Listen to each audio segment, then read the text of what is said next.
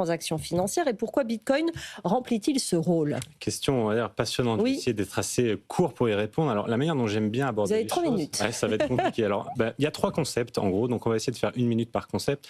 Le premier, c'est que si vous voulez, on fait un petit retour dans le passé et on regarde dans l'historique, c'est-à-dire qu'on retrouve les premières traces d'échanges entre les peuples au 6e siècle avant Jésus-Christ. Et ce qu'on imagine, c'est qu'avec la sédentarisation et l'expansion des cités-États, est né le métier de banquier d'aujourd'hui, puisque pour pouvoir assurer le change entre ces différentes cités-États, est né le métier de banquier. Alors, tout simplement, il y avait des bancs à l'entrée de ces cités avec des gens qu'on appelait des bancas qui étaient assis sur ces bancs, qui sont devenus les banques, qui s'assuraient de pouvoir faire le change entre les différentes cité-État. Donc là, on s'aperçoit qu'il y a la première apparition, on va dire, d'un tiers de confiance qui va venir assurer une transaction. Et pourquoi ? Puisqu'il y a toujours une asymétrie de l'information lorsqu'on fait une transaction. Un exemple très simple, si je vends ma voiture, moi seul sais la manière dont je l'ai entretenue, comment je l'ai conduit, etc., etc. Celui qui achète n'a aucune information. C'est là qu'on a une asymétrie de l'information. Donc ça, c'est un premier concept, ok ? Tiers de confiance, asymétrie de l'information.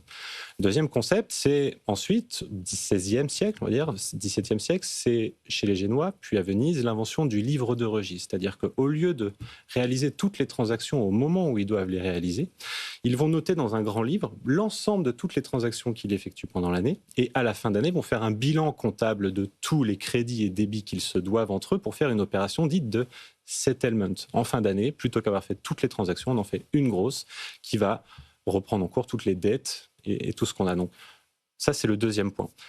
Le troisième, un peu plus récent, c'est, on va dire, l'effritement de la confiance qu'on a envers les institutions et le changement de, on va dire, méthode de tiers de confiance. Facebook, aujourd'hui, c'est un tiers de confiance. LinkedIn, c'est un tiers de confiance. C'est-à-dire, si je vois une personne qui a 50 amis en commun avec moi, probablement que cette personne existe, qu'elle est vraie, etc. Donc, on a une évolution, on va dire, de ce que peut représenter un tiers de confiance de manière numérique. Okay.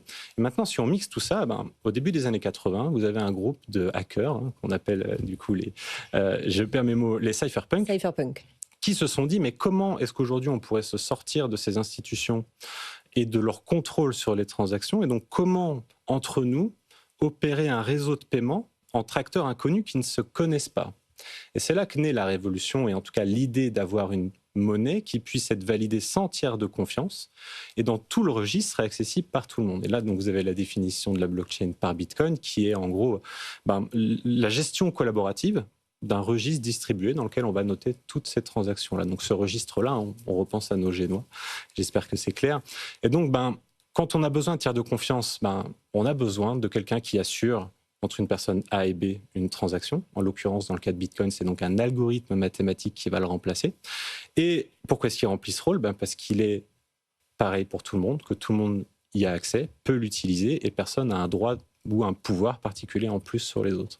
Donc je trouve que ça s'inscrit très bien dans une évolution du nombre croissant de transactions à l'échelle mondiale. On a eu un petit cours d'histoire de la monnaie là, en quelques minutes, c'était hyper intéressant. Merci Enzo Allo, fondateur de Crypto Patrimoine, Morgane Ellandue, fondatrice de Crypto 360, d'avoir répondu à toutes ces questions. Vous continuez à nous écrire, crypto au singulier @bfmbusiness.fr et continuez aussi si vous avez d'autres questions pour approfondir tout cela. Vous nous écrivez évidemment, je vous laisse entre les mains de BFM.